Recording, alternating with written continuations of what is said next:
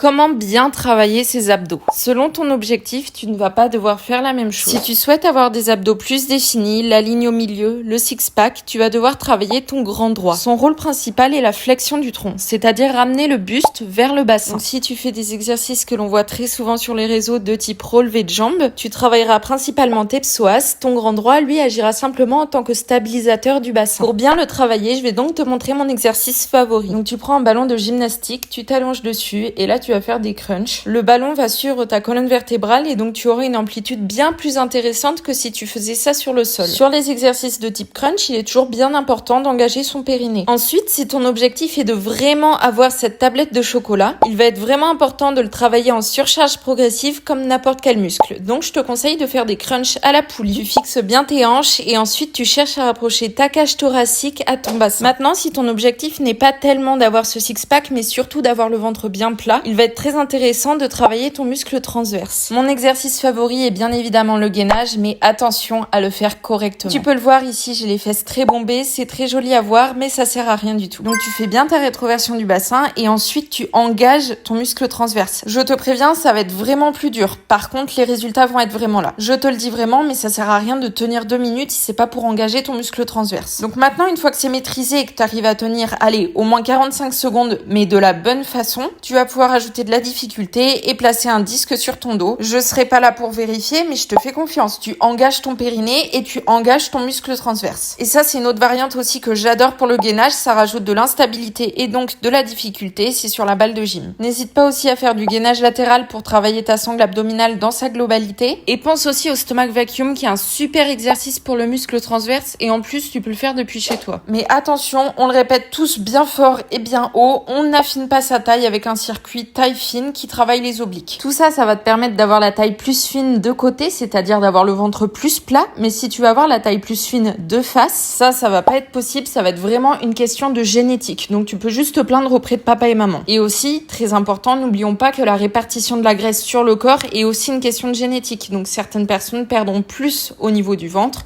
d'autres plus au niveau des cuisses, etc. Mais bien évidemment, dans tous les cas, ton alimentation aura un rôle majeur dans l'apparence de tes abdos.